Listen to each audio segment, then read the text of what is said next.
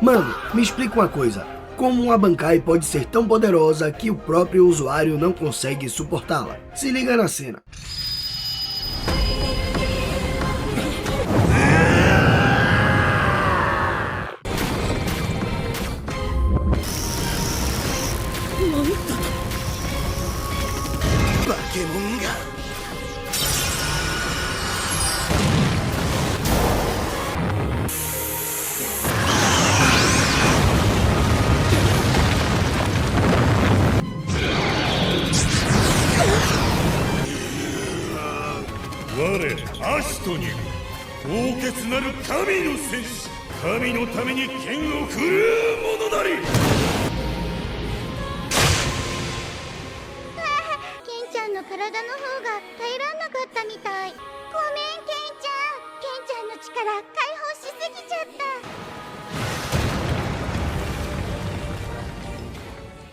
Depois de ver essa cena, o mais interessante aqui não é simplesmente o braço do Zaraki ter sido destruído, é entender por que isso aconteceu. E para entender isso, dá para fazer uma comparação muito boa com o Ichigo, porque a Bankai do Ichigo também não é uma habilidade cheia de efeitos diferentes. O Tessa Zangetsu basicamente concentra o poder dele em uma forma muito mais compacta e transforma isso em velocidade e força absurdas. Então os dois têm uma coisa em comum. Suas Bankais não precisam de dezenas de técnicas para serem perigosas, elas simplesmente potencializam aquilo que os dois já fazem melhor. Só que existe uma diferença enorme. Ichigo teve treinamento para aprender a dominar a própria Bankai.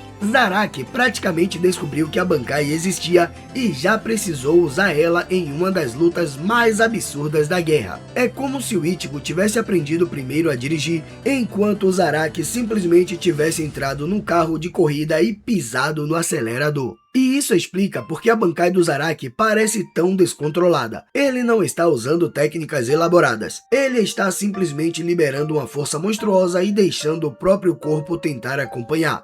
E é aí que vem a parte que eu acho mais interessante, porque isso também me lembra outro personagem de Bleach, Stark.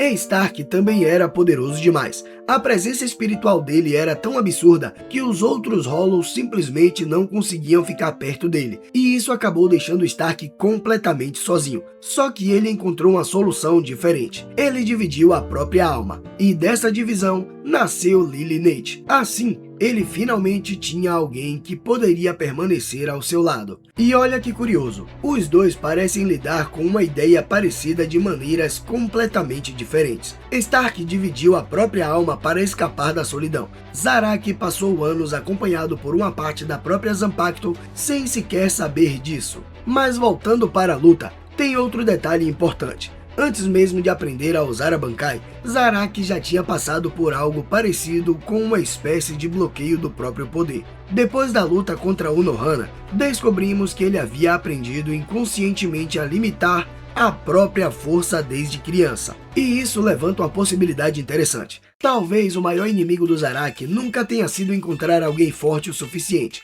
Talvez tenha sido aprender a não limitar a si mesmo sem destruir o próprio corpo no progresso. E existe até uma teoria de fãs que conecta isso ao Graham. Durante aquela luta, Graham imagina o poder monstruoso do Zaraki e acaba destruindo o próprio corpo ao tentar acompanhar aquilo. Agora, na luta contra Gerard, é o próprio Zaraki que liberta tanto poder que o seu corpo começa a falhar. É um paralelo interessante. Dois personagens tentando lidar com o poder absurdo do próprio Kenpachi. Só que no caso do Zaraki, o problema era conseguir sobreviver ao próprio poder. E tem uma última coisa que deixa essa Bankai ainda mais curiosa. Nós nunca vimos um Zaraki realmente dominando completamente essa transformação. O que vimos foi a primeira vez que ele abriu essa porta. Mas agora eu quero saber de vocês. Você acha que a Bankai do Zaraki, depois de ser dominada, vai ter muito mais potencial? Deixa aí nos comentários. E se você gostou do vídeo, já deixa o seu like e se inscreve no canal.